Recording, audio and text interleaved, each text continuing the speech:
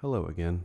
I wanted to show a technique that I really like, and it's a way to make a really cool like Lush vocal pad out of really any vocal source material. I mean, you could, it's so obscured from its source by the time you're done with it that you could really use anything. You could load up just about any a cappella clip, and because you're just grabbing a tiny snip. But I happen to be working on a song with some vocals in it, and I want to make kind of a pad sound out of the girl's voice. And I'll play a section here. This is a 4-part harmony going on. Open up my eyes in ways I wouldn't dream.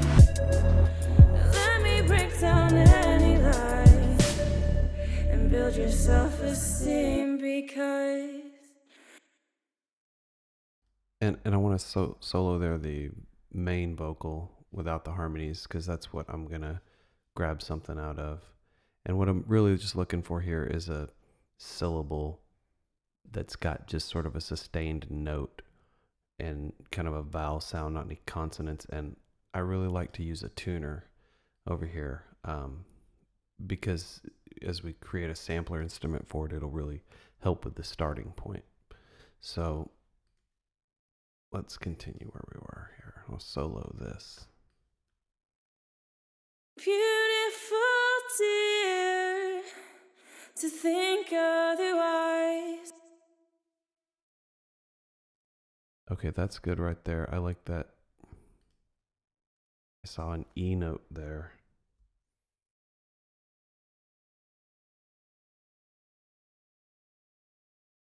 God, God, God, God, God, God, God, God, God.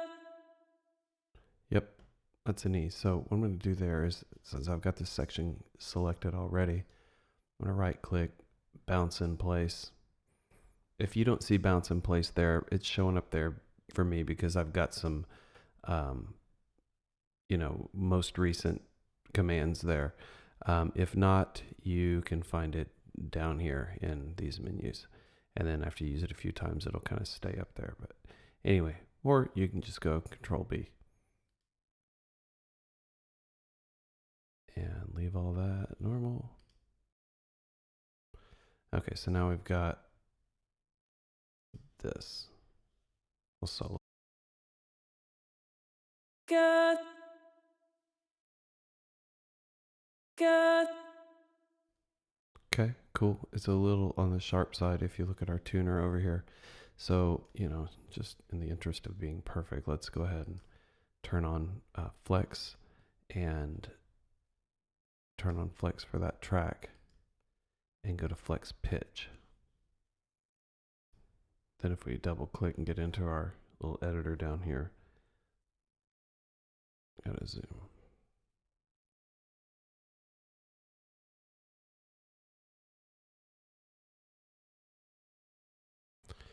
Actually, that's not really off at all. I mean,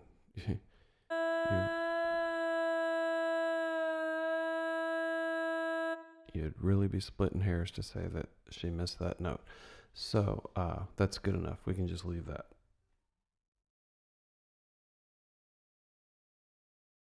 Let's get out of the flex view here by turning the little flex icon back off. It's easier to deal with. So what I want to do is create a really smooth wave file that kind of fades in and out from that consonant sound, or that vowel sound, I'm sorry.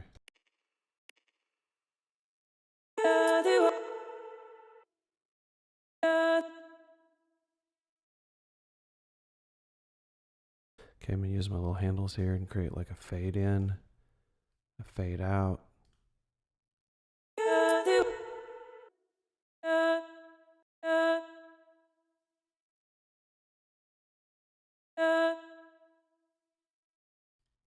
Sounds good. Okay, so now what we want to do is, we know we've got an E sound or an E note, and let's go ahead and create a sampler instrument. Logic, we can right click, and you'll see here, convert to new sampler track. Again, one of my more recent commands, so I'll show you how to get there from scratch. It's down here in the convert to new sampler track. So now it gives you some options. We're not going to use a one shot because we want it to be a pitched instrument. And I'll just go ahead and type in a name here. Lisa Pat. Okay. I'm going to go ahead and make the note range E2 to E2. Actually, let me go to E3 to E3.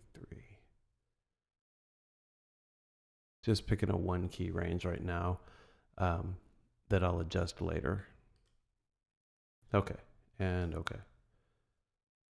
So now what that does is that instantiates an instance of EXS24, and it goes ahead and gives us a MIDI region with a note laid down to actually play that sample. Right away, I'm just going to select that and delete it. I'm going to click to open up the sampler and immediately go to edit. And now you can see where our sample is.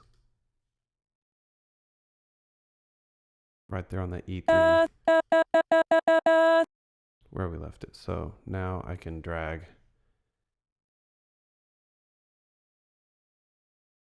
There you go. So now it's a good range. All right.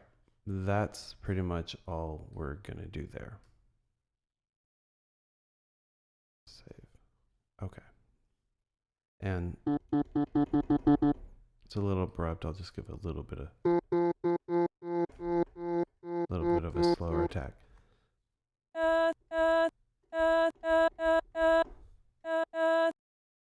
Little bit of release. Okay, nothing real special yet. So here's how you create the pad. It's all about the effects.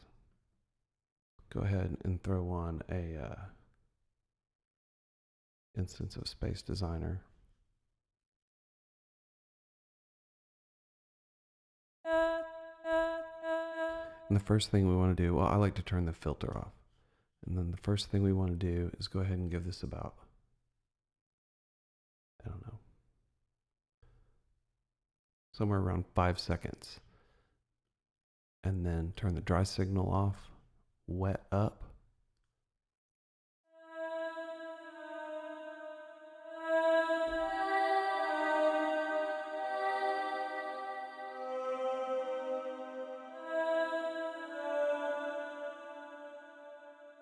And there you go. I think that's a really pretty pad sound.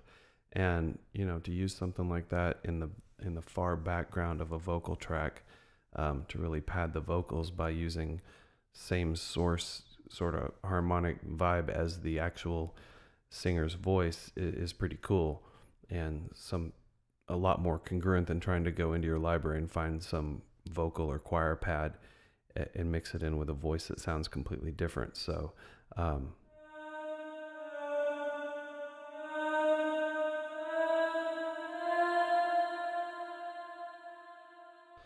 yeah, anyway, so again, now you got a sampler instrument with the voice and a reverb setting that turns it into a pad.